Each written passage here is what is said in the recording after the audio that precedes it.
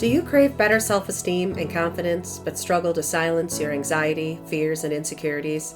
If so, welcome to the sisterhood of fellow travelers on the path to reclaiming their self-confidence and happiness. I'm Jennifer DeBellis, award-winning author, speaker, and assault survivor. I spent the past few decades helping young women like you overcome fear, self-doubt, and trauma to reclaim their joy and self-worth. I cannot wait to share the secrets I learned on my own healing journey and help you restore your inner warrior as I show you the skills and tools you need to save your own broken world.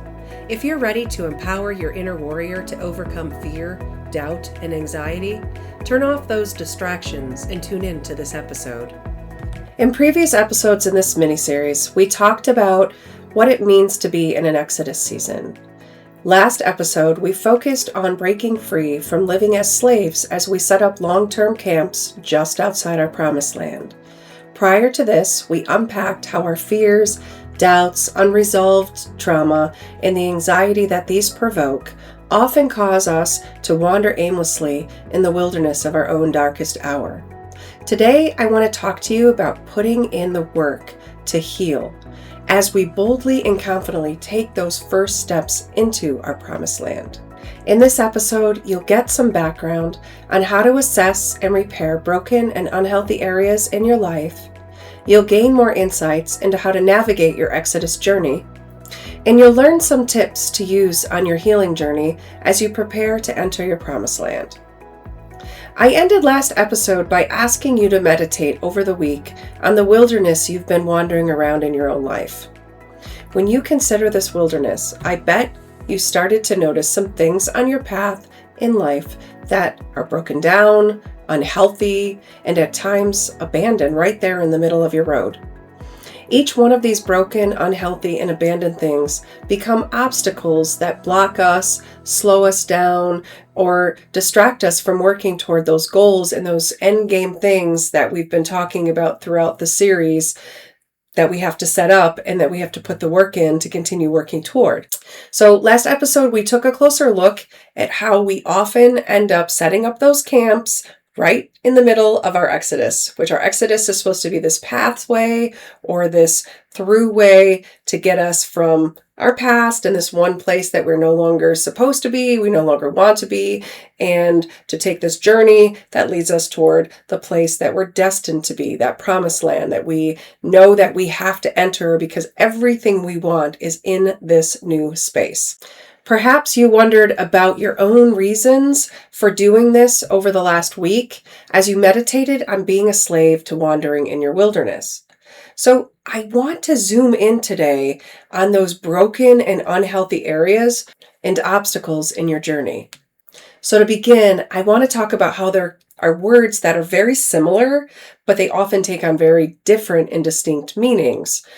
So let's take the word simple versus easy, for instance. I've mentioned this in other episodes, that there are a lot of things in our life, in our internal healing journey, or even when we're trying to rebuild and restore some of the broken areas in our physical world, where contextually things can be simple in concept, but they're not necessarily easy to execute.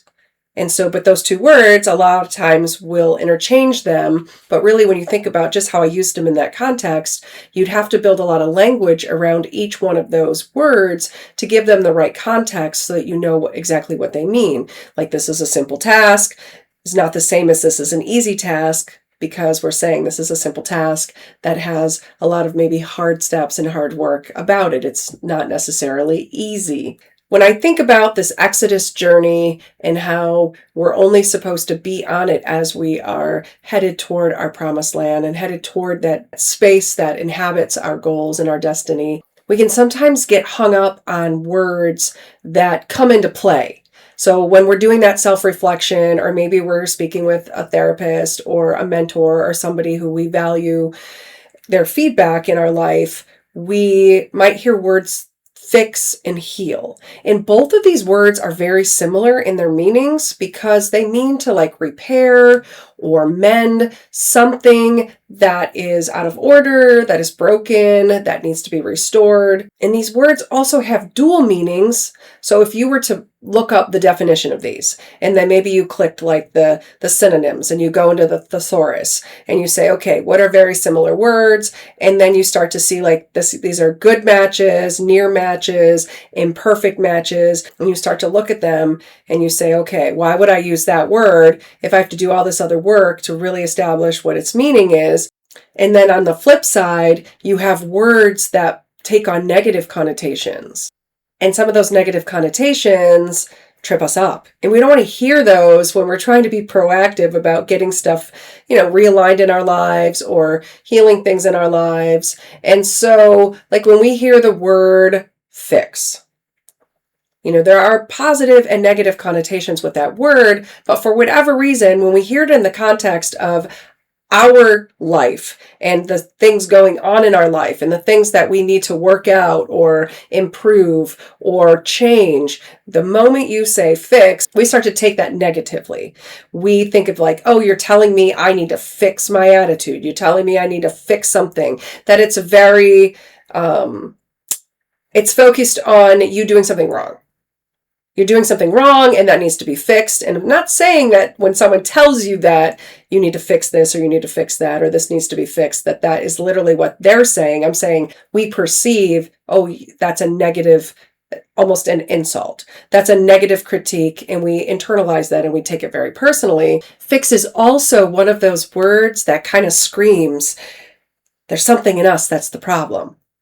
And so I understand why that's a problem. It's been a problem for me. And sometimes when I am trying to self-reflect or I'm trying to talk through something with someone else who I look up to and I value what they're going to say back into my life, I will even carefully choose my words because I don't want to set the stage with these words that I have a hang up about, which again, doesn't have much to do with the person trying to help me through something or guide me and give me the right tools to bring into my situation. And it's about my hang up. And I know that I'm not alone. I know it's probably speaking to you when I say that we internalize that, which then defeats the perspective that we need to have that's going to lead us instead of to these proactive thoughts and like planning. It brings us to this place of dread and doubt, and it starts to kill our confidence.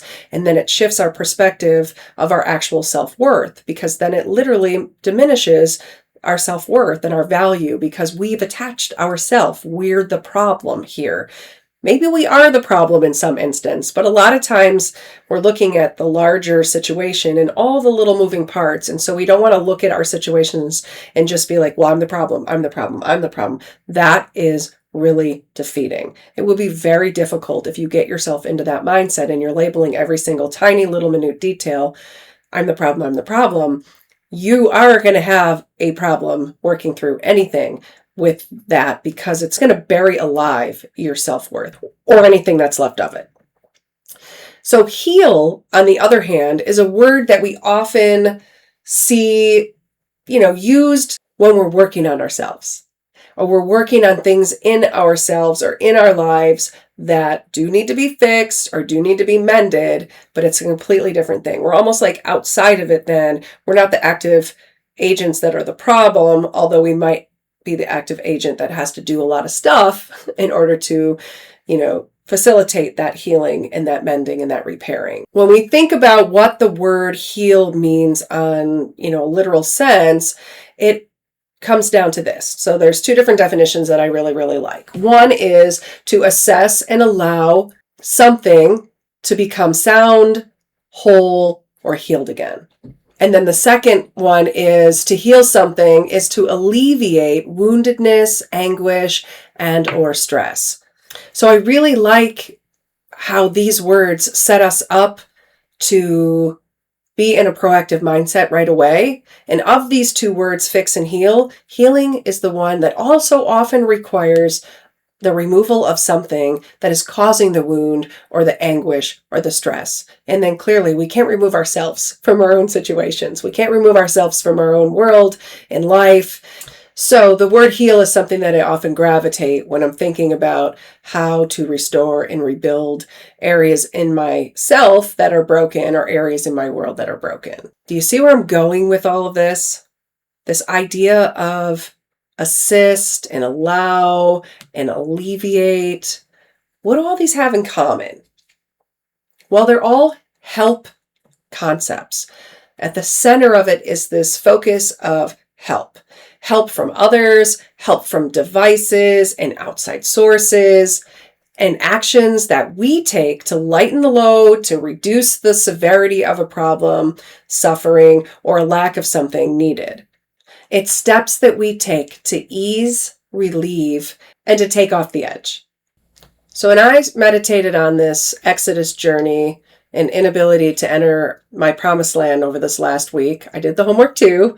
I started thinking about my struggles to do everything on my own, and kind of foundational stuff is in place in my own experiences that has me, struggling with this. It's not a desire to do everything. It's almost like I feel like I have to do everything on my own.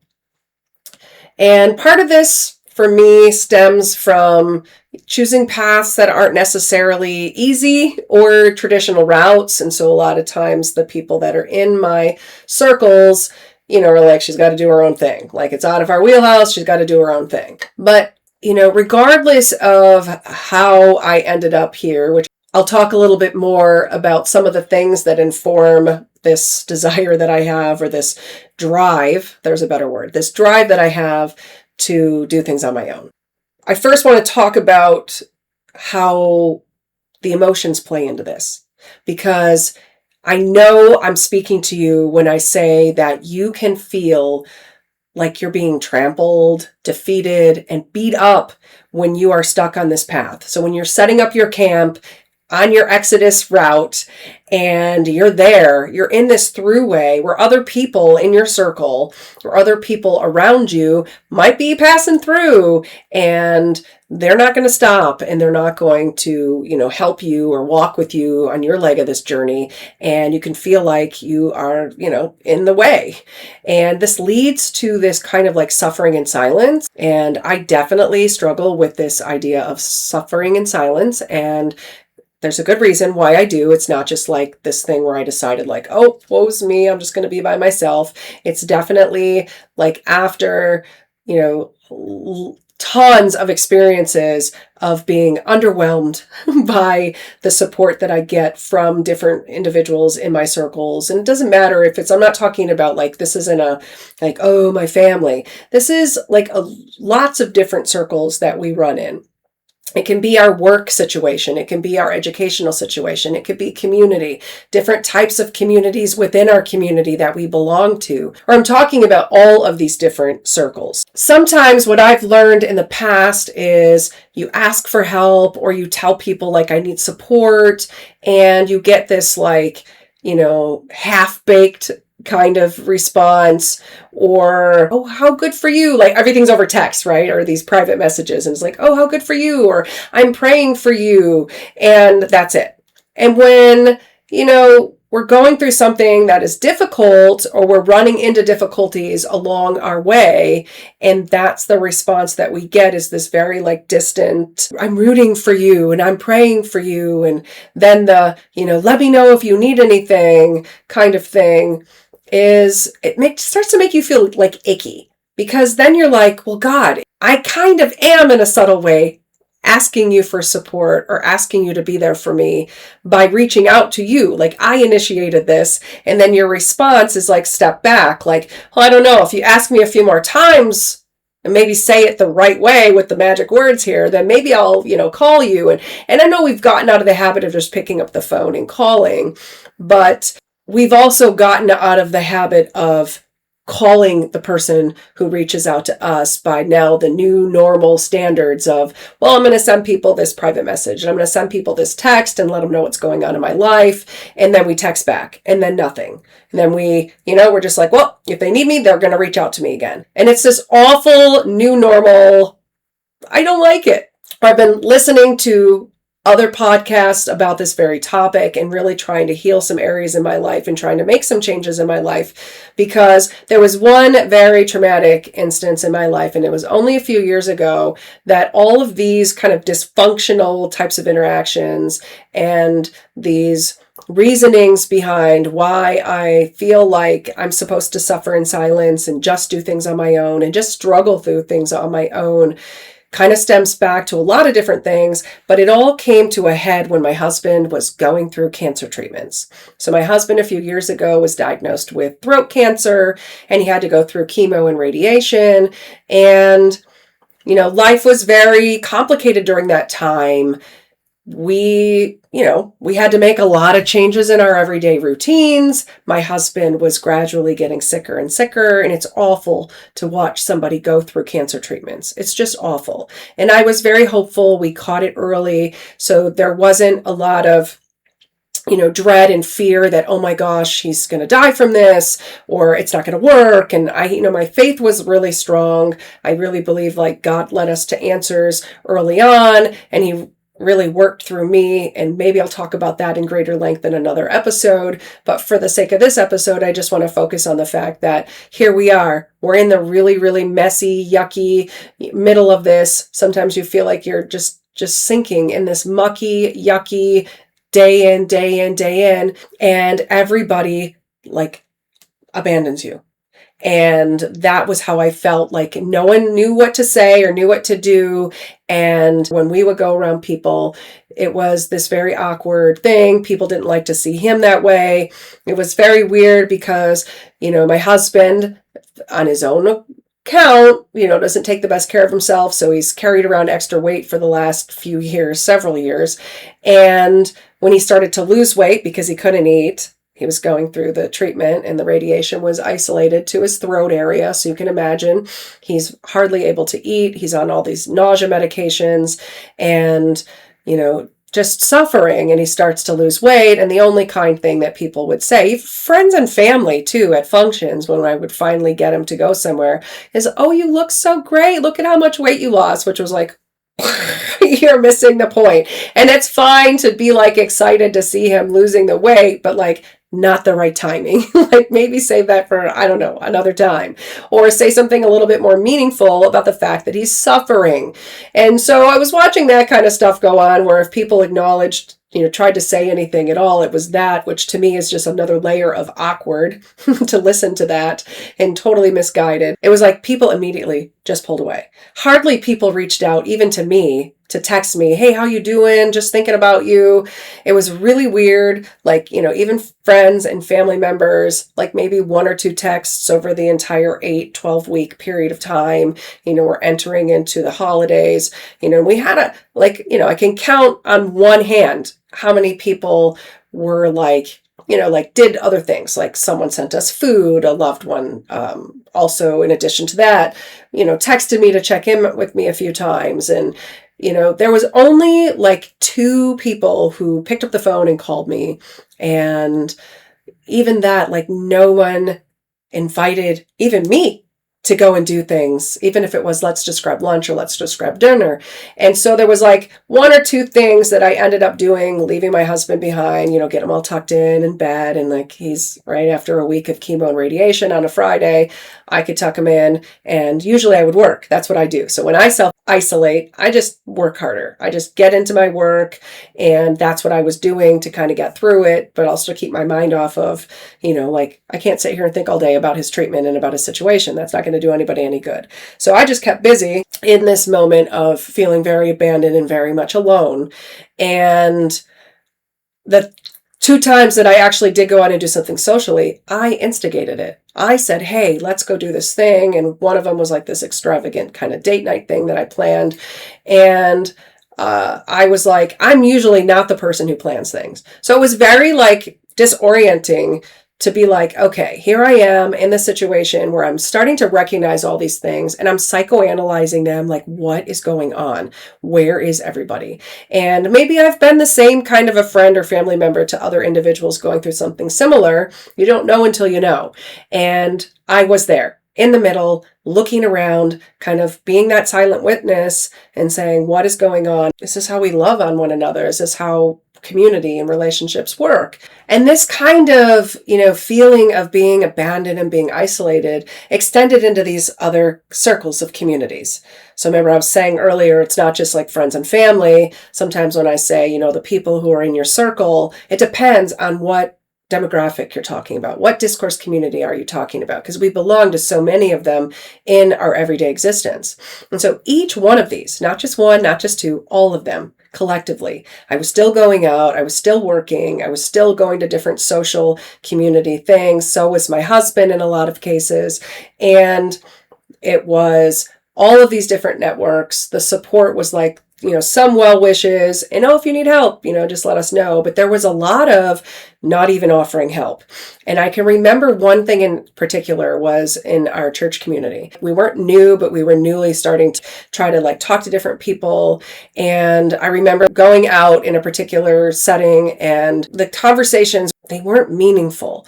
And that was kind of something to me where I just said, maybe this isn't our group of individuals that we want to connect with on a deeper level. But they were individuals that were really connected into the church community and the surrounding community. So a lot of different resources and support that we really needed during this time, they knew about these things and we didn't know about them. So when we finally brought up a couple of things that we were kind of struggling with, the conversation just kept getting dismissed and then bringing back to these meaningless types of topics that they were talking about. And it was this really weird experience that I was like, what is going on? It just felt very bizarre, almost like you're in a dream where things are surreal and this isn't happening. And then afterward, people got really uncomfortable passing us at church or running into us in the community. It was like they would pretend like they didn't see us. And it was like, wow, this is really, really weird. So I didn't make anything of it. It kind of sucked sometimes when I thought about, okay, let's go to church this morning. And then I was like, ugh, everybody's going to avoid us like the plague, which is an awful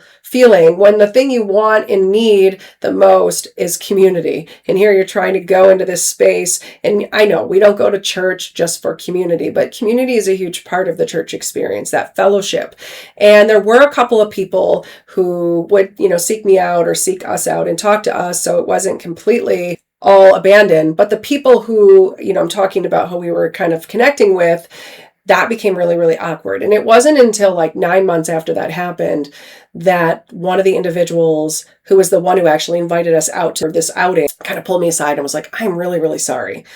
I thought you were going to ask us for money and we just don't give people money. And I'm looking what would make you think that I was going to ask for money? Number one, I was kind of I was coming across that way. Here we are suffering. We're just talking about things are really hard. He's going through cancer and they really wouldn't even let us get into anything, deep about his experience or our experience as a couple.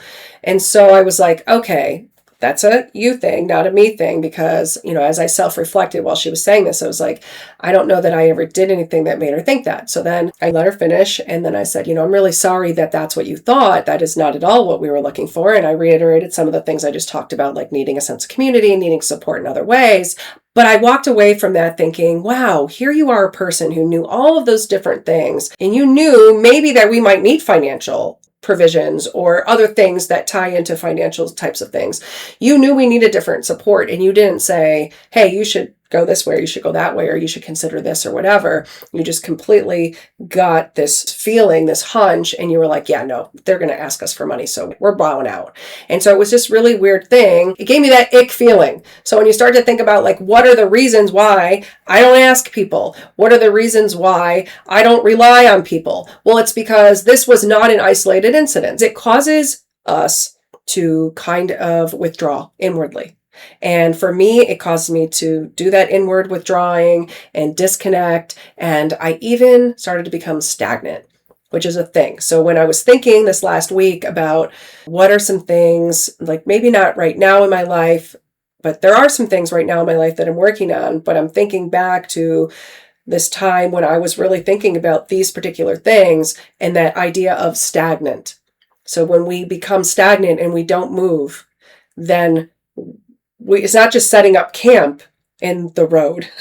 It's not just setting up like, okay, I'm going to live here in the middle of the road on my Exodus when the promised land is right there. But my past is right there too. And so all the things that were maybe in my old life or in my old living space, my old relationships, those are right there too. So I can just retreat, go back to those things and maybe get something that I think I might need, even though I'm no longer in that place anymore. I'm no longer in that place, and there's no reason for me to have to go retreat back into that place. That idea of being stagnant isn't even moving. So when we're stagnant, we're idle. Not only are we not moving forward toward that promised land and toward our goals, we're not moving at all. And so I was thinking about that is a real danger and a really slippery slope that we can get caught in, is if we start to withdraw so much and it starts to crush our dreams, and then that starts to crush our ambition, and then we just become idle. And then the things that we do are not at all related to us moving toward those goals and the things that we say we're working toward, that kind of promised land concept. And so now fast forward, I'm sitting in the hospital the last few days with my husband, who's again sick, and now it's a heart issue. And I'm thinking about some of the work that I've put in to rebuild and restore some of the things in my life. In this same new round of things, now I'm getting a very similar rapid fire response to the text that I'm sending out, because I can't call all these people. I've got doctors and nurses coming in and out of the room, and my husband's talking. Now my kids are calling me, and other people are texting me also. So I'm like, you know what? I'm going to do a few group texts, and then I'll keep everybody up to speed on what's going on. And if they're texting me back, and those are those rapid fire, oh, here's some well wishes. We're praying for you. Let us know if you need anything. And that's it. And then there's something really interesting that happened. So remember, I said I learned from that experience when I went through it with my husband. And since that time, which has only been a few years, there have been some things that I said, I don't want to repeat things that way. It doesn't matter what happens. Bad things are going to happen in our life. We're going to go through difficult times in our life. We're going to go through things that might not be difficult times, but there are struggles in it. And we need to have things in place. We need to have a good support network that is fulfilling our needs the way we need them filled. And I made a decision back when I was assessing that and watching that, coming out of that, I was like, I don't want to go through it that way again. It's not enough for me to get those texts, those well wishes. And so I've done a couple of things. I've had a couple of really hard but important conversations with people I really care about to say like, hey, what happened there? Why'd you disappear? And I don't want that to be the way that we interact with one another. And so putting that time in, now fast forward to this experience, there are people who showed up for me in those ways. There are 3 people who called me right away. And I'm glad that not everybody called me. I'm not saying I want everybody to call me, because that would not be also what I need. I need, again, a few reliable people to go beyond that text back, praying for you, love you kind of a thing. Let me know if you need anything. So beyond that, I got those kind of similar texts from 3 of the individuals who called me. So within the course of those few days that I was there, I get these phone calls, and they were very meaningful phone calls. And interestingly enough, one of them was a family member, and 2 of them were friends that I've accepted as family. Sometimes we are born into family, and sometimes we nurture family by cultivating good, meaningful, deep relationships with individuals that then become family to us.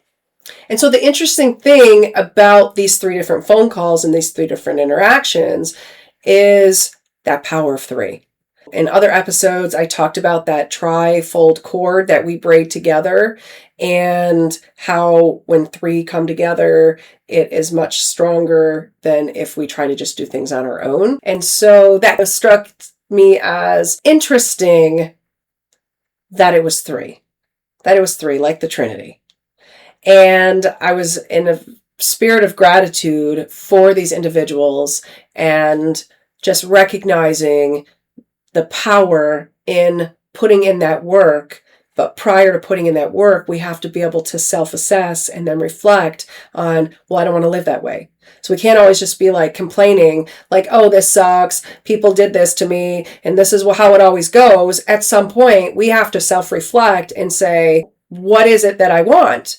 And how is it that I could possibly get that? And we also have to be willing to be that same person to other people. So we have to put in that work. And then when it isn't reciprocated, we might have to self-reflect and say, maybe this person doesn't want the same thing out of these relationships. It's like a cycle that we get into that we have to go through because we have to process all those things. And then we have to put in the work. Again, there's that word that we have to do the work to then say, I want a different outcome. So this is what has to happen for that different outcome. And then to be able to stand back the next time something happens to say, wow, this is just the first experience that has been something that's been really, really traumatic like that. And then people are coming together. And that was really encouraging to say, okay, clearly there's more work to be done. There's always more work to be done. Relationships are work. They're regular work. And I'm willing to put that in. And it was exciting to see the people who came through that were also willing to put that work in, to have that place of intimacy and that meaningful engagement with me and my husband as well, to see people care about him and me and care about us as a family. So the other thing that is kind of like a slippery slope is that we can get stuck in this vicious cycle of feeling like we're stuck in place. So we're like spinning our wheels in the mud, and you all know that if you just keep spinning the wheels, you're just going to sink further and further and further. You're not getting out of that hole that way. There's a danger that we have to believing that we're the obstacle in the way, slowing everybody else down. We feel like almost like we're a burden on our own path, and we're not only in our own way, but that we're in other people's way.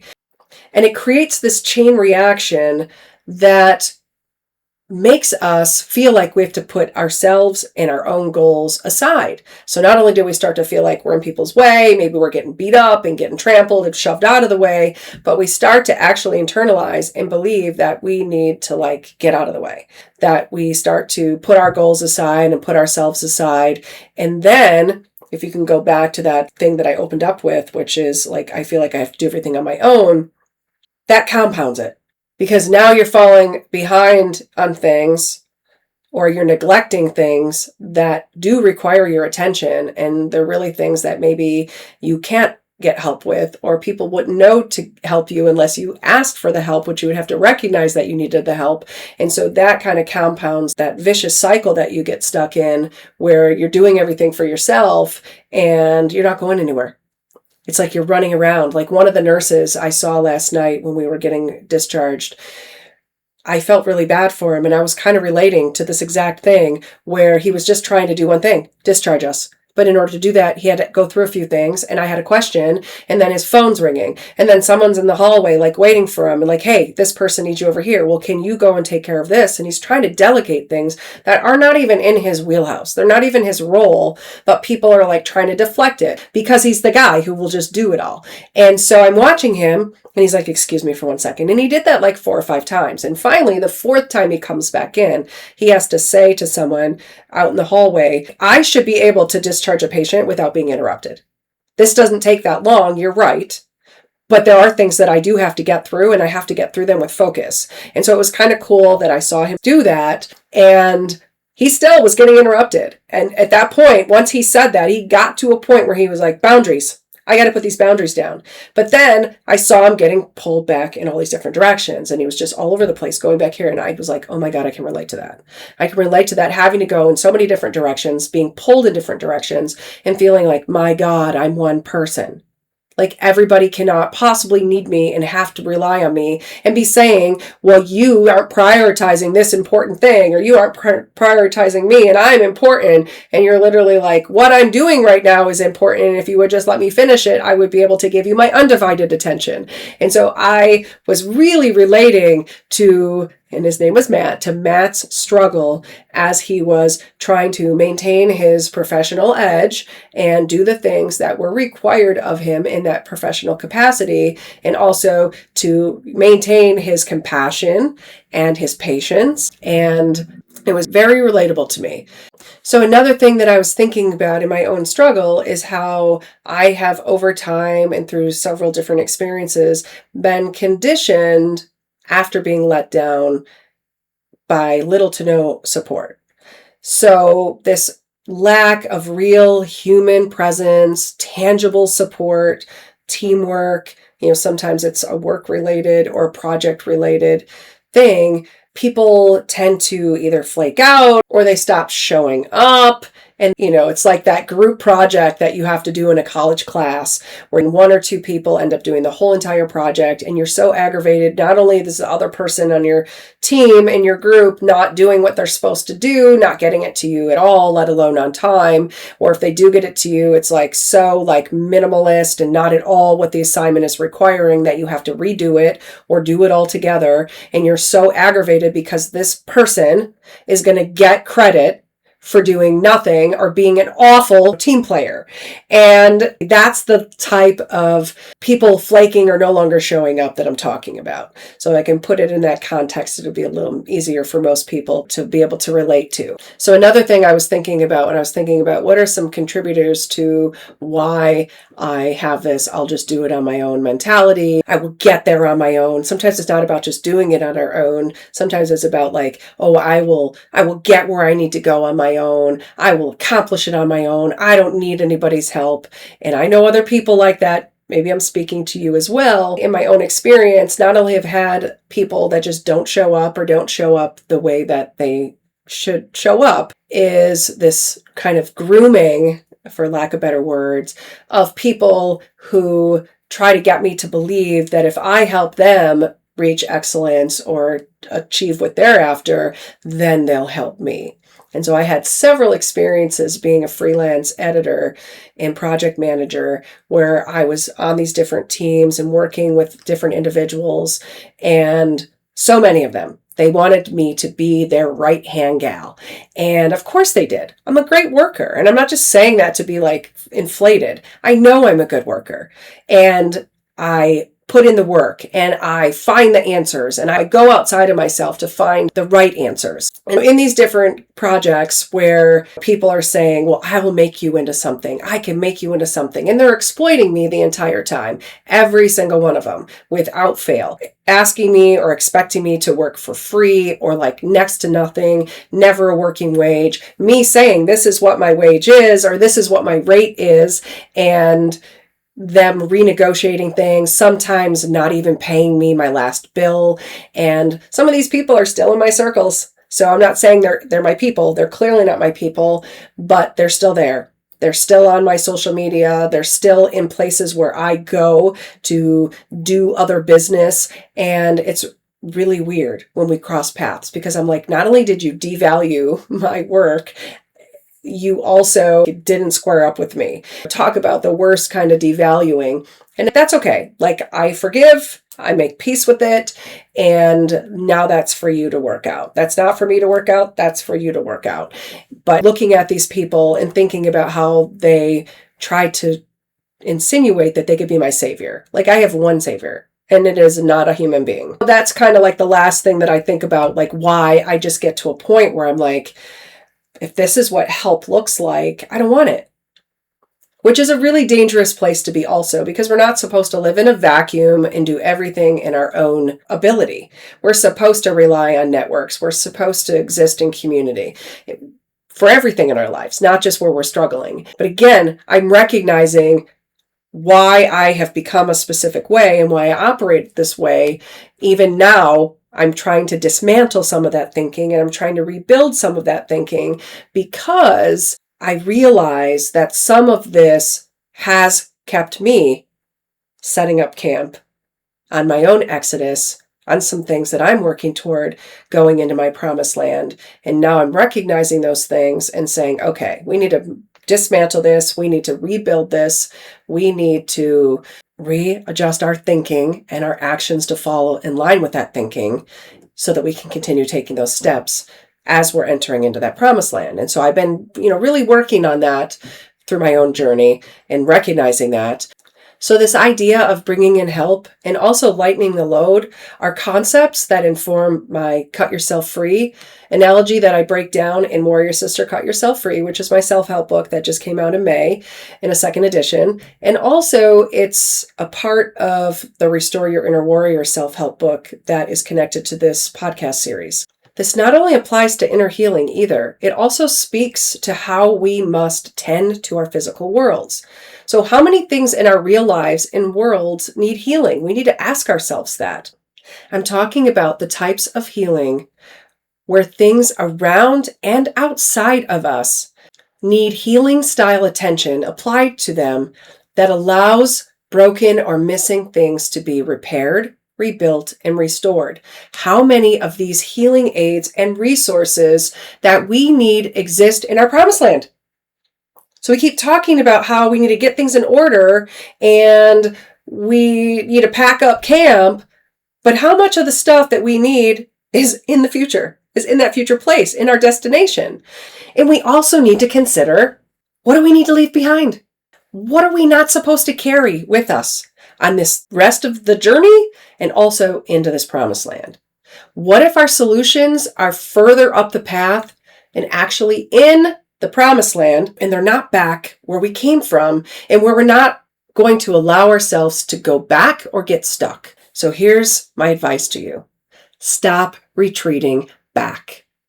You cannot keep going back to where you came from or staying long-term on the path that is supposed to lead you toward those goals and not put you in a place where you're going to feel like you're getting trampled, defeated, or worse, where you get lost, where you have no sense of direction anymore, no sense of purpose anymore. So yes, it is work to heal our inner world and our physical one, but know that you're not alone. So you don't have to feel and stay stuck in this place of I'll do it myself, or I guess I'm all on my own. It's me against the world. No, you don't have to feel like that. And yes, of course, you do have to do some planning to plan ahead. Just like we plan a day, a week, a month, a year. Yes, we have those different things that we put in place. And so yes, we need to plan things, and yes, we need provisions, but we won't have everything. It's like if you are going on this Exodus journey into your promised land and you know that your future life is going to be a completely different house, you can't bring and carry on your back and pull a trailer of all the supplies that you're going to need for the house. You don't need that yet. You know, the concept of putting the cart before the horse. You don't need all that stuff there. There's probably a Home Depot, a Lowe's, a Menards right there in the community, inside the promised land, where you can get that stuff not only, and you get free delivery because it's within 5 miles. So stop thinking that you have to have every single thing in place, but also with you in order to take the next leg of the journey, to go to the next stop. And just like it's good to plan ahead for certain things, we should also know and learn the course, so that we know how to navigate it. And then we know what we need and when we might need it. And then also, we are going to learn some things. There's going to be some learning things along the way. We don't know what we don't need until we need it, until we know it. And that's just life. We also need to bring some of those reinforcements and seek provisions. But again, some of that we're not going to know until we get there, or some of those things will be available where we're going next. We don't have to bring everything with us. It's like going to someone's house and you have to bring everything. You don't bring the furniture with you to someone else's house when you go for dinner. You bring dessert if they say, could you bring dessert? Okay? You don't have to bring everything with you. And that's probably one of the best lessons that I've learned. And maybe that's just my personality that allows me to have that inner calm, that kind of supernatural peace and calm that defies reason, is I'm okay with not having everything figured out. And I'm okay with getting someplace and like, oh, we need this, or oh, we need that. And even not maybe being able to get everything we need and then improvising and making do. And there's a lot of really interesting things and learning and growth and joy that comes out of that as well. I can think about times when we've traveled with our friends and we've had to do that. We've had to improvise, and we've had the most fun when we look back at what are the trips that we've taken that were the most fun or the most adventurous. And most of the time it's those trips that are the most memorable, because not only did those interactions and those experiences put us into situations that were a little bit foreign, that got us off balance a little bit, they forced us to improvise, but they forced us to grow individually and to grow as as a circle of friends. And that's bonding. We've been on more extravagant trips that we've had a lot of fun also. But really, when we look back and we laugh and we think about the things that really drew us closer, it was these trips that we took, that we had things that didn't go perfectly well, that we maybe didn't have everything we needed, but we made it work. And like, I can think of one thing, for instance, we went on a cruise when two of my daughters were really little and they lost her suitcase. We literally spent the entire trip dressing this 1-year-old cute little girl in everything we could make. Because the allowance that the ship gives you to buy clothes, we could buy her a few things, but it was like, am I going to spend this $100 to buy her one pair of shoes and one sundress in the gift shop on the cruise, or are we going to save this to get her a couple things when we're on shore? But we ended up not even spending all that money on shore for that, because we had so many provisions, headscarves and sarongs and different like flower things. And we look back at those pictures and we're like, this is epic. Like, this is not only epic that we had so much fun doing that, inventing solutions that people, even around us, the larger group of friends that you make on a cruise, started contributing to it. So it was like, all of a sudden, the provisions were growing. We had just like this treasure chest of things to draw from. And then we look back also and we say, that was clearly a foundational thing for this daughter, who is that type of fashionista to this day, who will do those things, who loves to find the unusual things and to bring them all together. And it's like, you can't look back at that and not say that influenced her. Even though she was a year old, that influenced her. And that was a foundational thing that would not maybe have happened any other way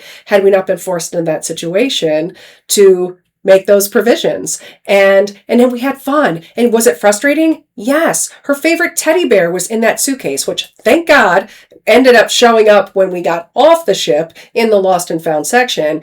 But we didn't have it every night. So we also had to invent how to rock her to sleep and how to get her content without her favorite teddy bear. And so we made all of these things work. We worked around the obstacles and the struggles. And it's just one of those examples that just immediately comes to mind when I think about, sometimes it's not the worst thing that can happen. Sometimes those are the best thing that can happen for all of these reasons. And I'm only sharing a few of them. I'm sure if we talked to each individual that was on that trip, they could agree with these things, add some more, which would then make me think of some more. But I'm just saying, like, this is a great example of how that works. And so over the course of this next week, I want you to consider what healing aids and alleviation you might need right now, wherever you are. So just think about that, where you are right now.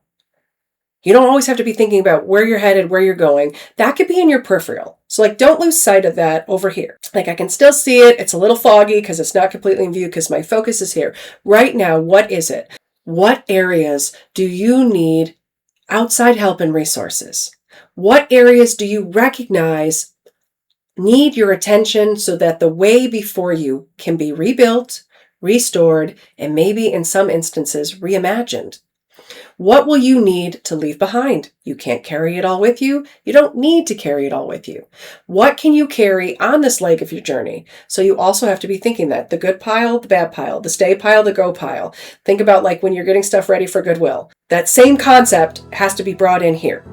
So maybe you're just mentally going through these things, or maybe you're writing these things down and you're making lists, but you need to go through the thinking. Whatever strategy you choose, be thinking about what are some things. It could be thinking, it could be objects, it could be interactions, it could be professional engagements, creative engagements, educational engagements. I know all of those things are things that are right now on the table in front of me, where I'm making some very big life decisions myself and saying what has to stay and what has to go. And some of those decisions are difficult to make, and you really have to weigh them out, and you have to think about what is involved, what will I lose, what will I gain, and all those different things. I want you to be thinking about those, because next episode we are going to explore what to do once we take these initial steps into our promised land. So we're already here on the outskirts, we're walking in. We'll start to unpack how to take those small, actionable steps at different road stops in our Exodus journey, and how to regroup and keep moving. So until we meet again, do not run back in the direction that you came from. Don't do it. There are good reasons that you no longer dwell in these places. Keep looking and moving forward, even if you're still doing the work to pack up camp and clear the path that you need to travel to reach those goals and to reach that final destiny of your dreams. Well, girl, I hope you enjoyed today's episode. If so, don't forget to follow my channel and share it with girlfriends who also want to restore their self-worth and confidence. If you haven't already, consider joining my Facebook group of women just like you, the Restore Your Inner Warrior Sisterhood. Here's a safe space to get tips, share stories, and find community support. And if this podcast inspired you, consider leaving a 5-star written review on Apple Podcasts. As you go through your day, may your empowered spirit, heart, and mind guide you. Catch new episodes every Saturday. Ciao.